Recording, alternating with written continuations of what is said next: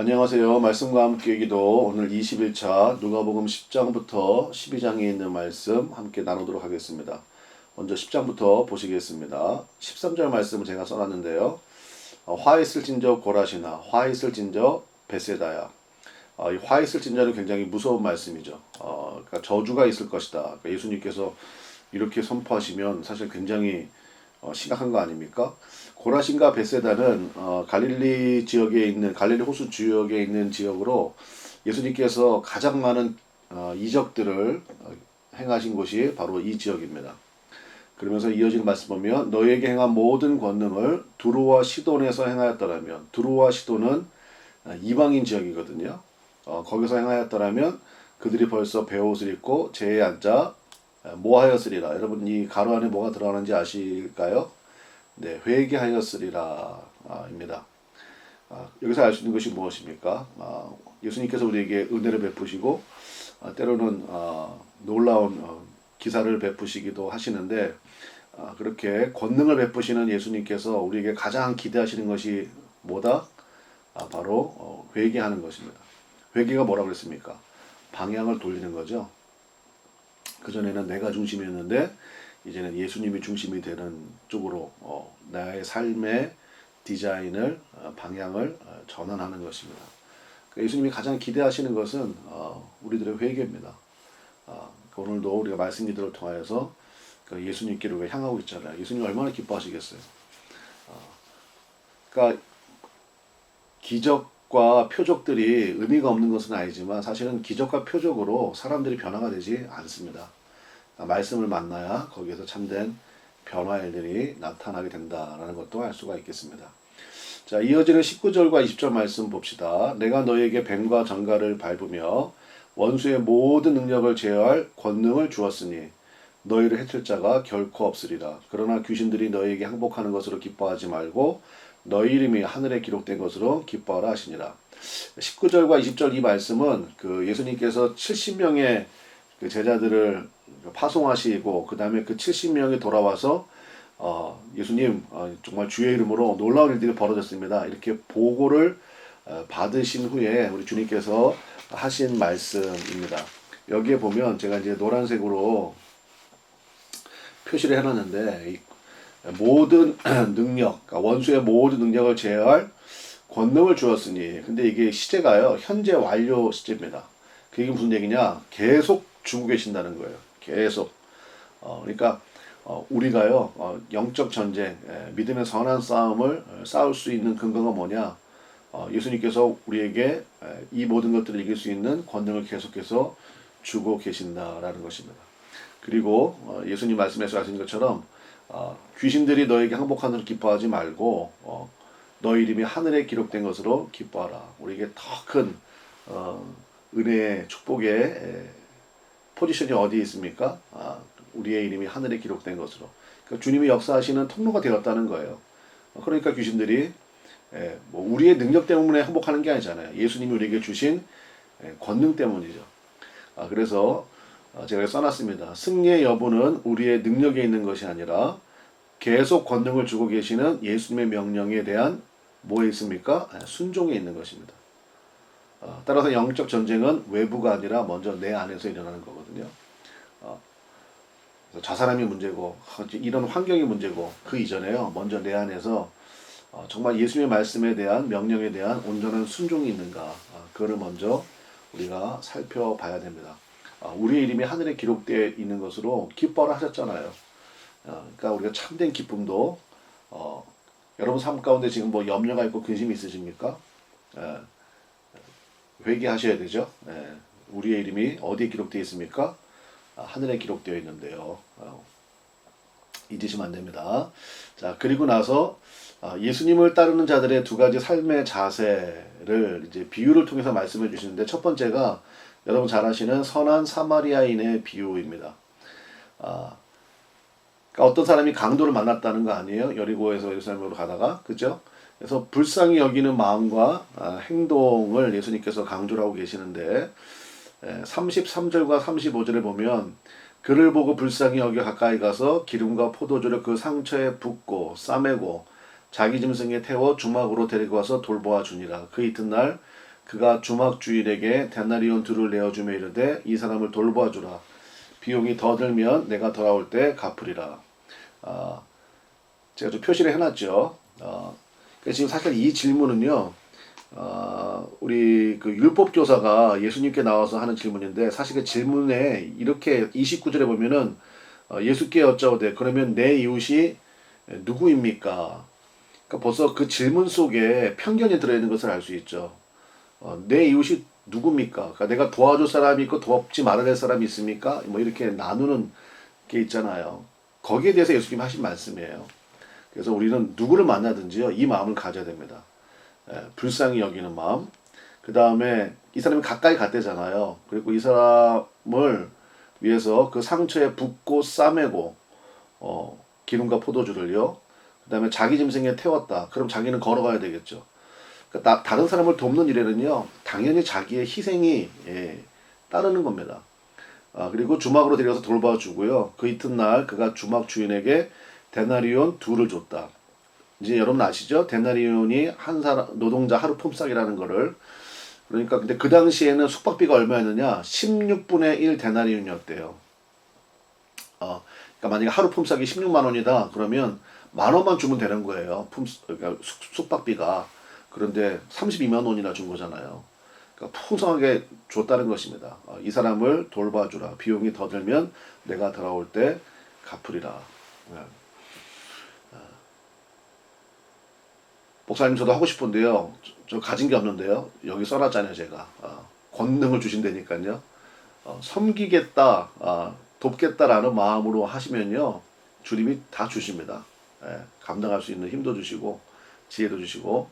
그다음에 두 번째, 분주한 마르다와 말씀 듣는 마리아. 이제 이 말씀이 이제 이어서 나오는데, 그러니까 여기 제가 써놨잖아요. 예수님을 따르는 자들의 두 가지 삶의 자세가 있어야 된다. 그러니까 편견 가지지 말고요. 누구를 만나든지 불쌍히 여기는 마음과 그 다음에 행동이 반드시 따라야 됩니다.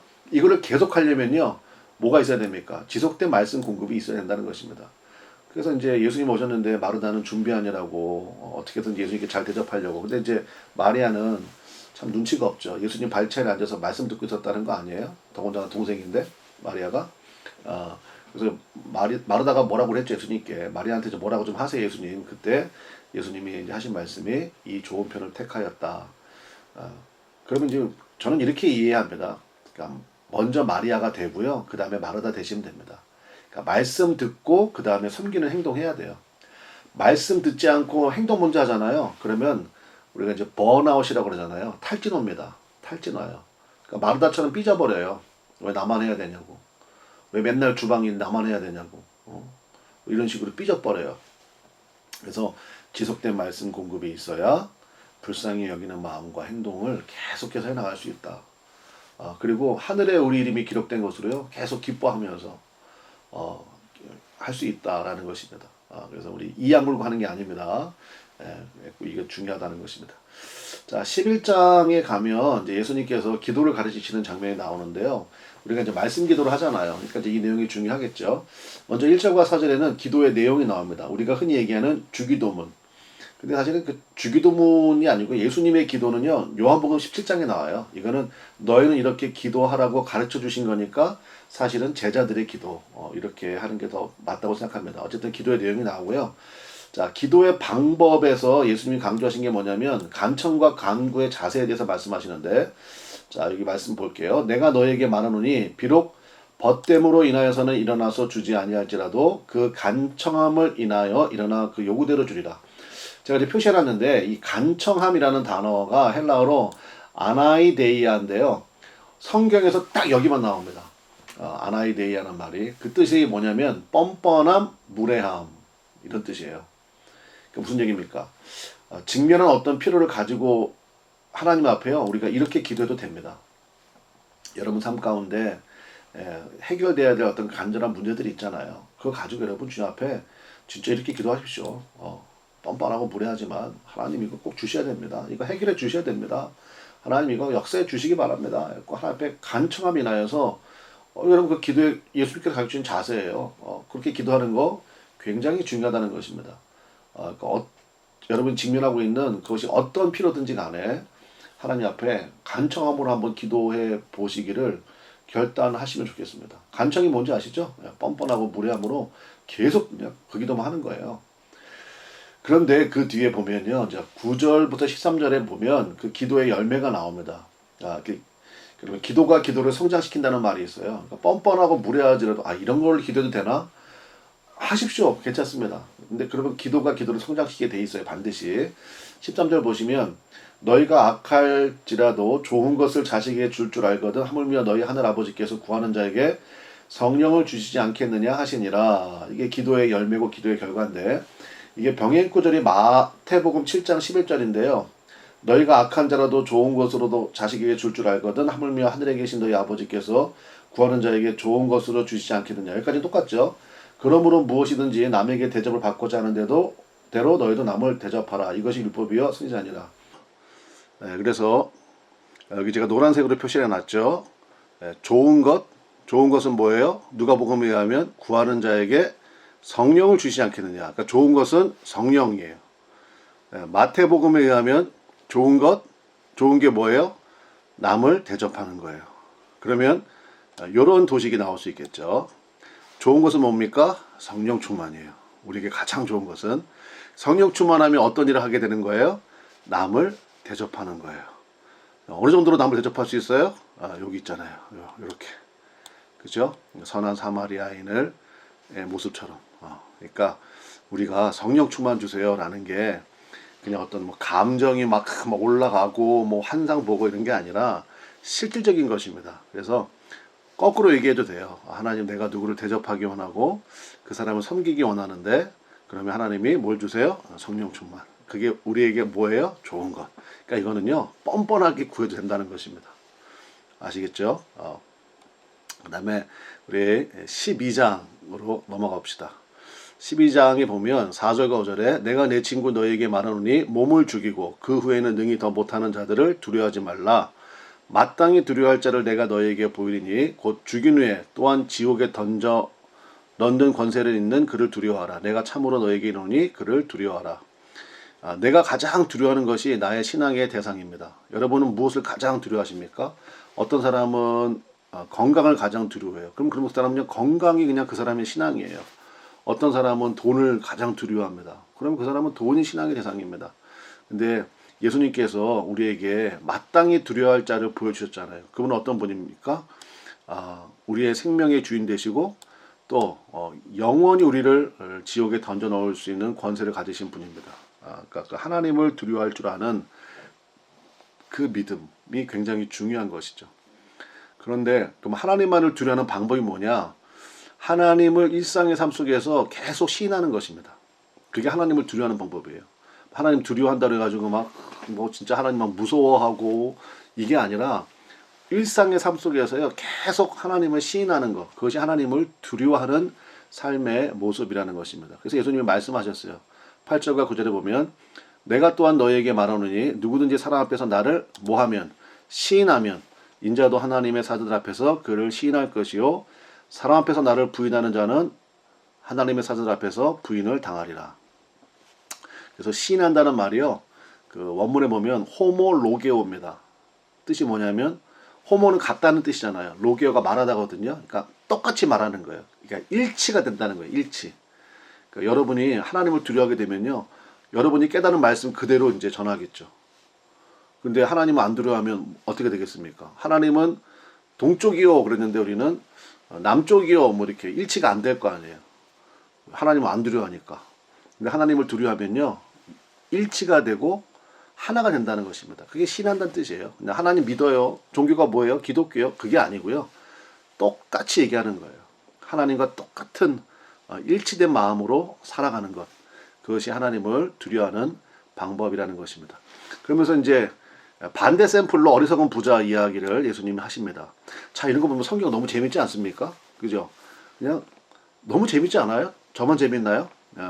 그러니까 말씀해 주시고 거기에 대한 비유, 이야기 해주시고 그래서 우리가 기억할 수 있도록 이렇게 말씀해 주시잖아요. 18절 또 이르되 내가 이렇게 하리라 내 곡간을 헐고 더 크게 짓고 내 모든 곡식과 물건을 거기 쌓아두리라 또 내가 내 영혼에게 이르되 영혼아 여러 해 쓸 물건을 많이 쌓아두었으니 평안히 쉬고 먹고 마시고 즐거워하자. 예, 부러운 인생인가요? 보세요. 내가 이렇게 하리라. 이 사람이 부자예요, 진짜. 확장했습니다. 그죠? 확장했고요. 그 다음에 쌓아뒀어요. 요즘 말로 말하면 그냥 계좌에 잔고가 넘쳐나는 거죠. 그리고 나서 이 사람 또 즐길 줄도 알아요. 수전노가 아니에요. 인생을 즐길 줄도 아는 사람입니다. 그런데 뭐가 없습니까? 두려움이 없죠. 왜요? 다 준비되었다고 착각하기 때문입니다. 자기가 많이 쌓아뒀으니까 이제부터는 인생 즐기자, 엔조이하자. 두려움이 없죠. 20절 하나님이 이르시되 어리석은 자여 오늘 밤에 내 영혼을 도로 찾으리니 그러면 내 준비한 것이 누구의 것이 되겠느냐. 누구를 드려야 됩니까? 여기 있죠. 이분을 드려야 됩니다. 이제 많은 영혼들이 이러고 살아가죠. 뭐 인생 뭐 있냐 뭐 이러면서 큰일 나는 겁니다. 그래서 정말 중요한 것은 노후 준비가 아니라 무슨 준비겠습니까? 영혼에 대한 준비, 그러니까 사후 준비입니다. 사후 준비. 정말 중요한 것은 우리가 죽는다는 사실은 다 알잖아요. 근데 죽음 이후에 대한 준비가 되어 있느냐. 그 가장 확실한 방법은 뭐예요? 하나님을 두려워하는 거. 두려워하는 게 뭐라고 그랬어요? 하나님과 일치된 마음으로 살아가는 것입니다. 자, 이제 여러분 이 말씀들 붙들고 또 여러분들이 세세하게 좀 묵상해 보시기 바랍니다. 오늘 우리에게 주신 10장부터 12장까지의 말씀을 세세하게 묵상하시고 기도 제목을 붙잡으시고 우리 깊은 기도의 자리로 들어가는 은혜가 있기를 간절히 축원합니다. 감사합니다.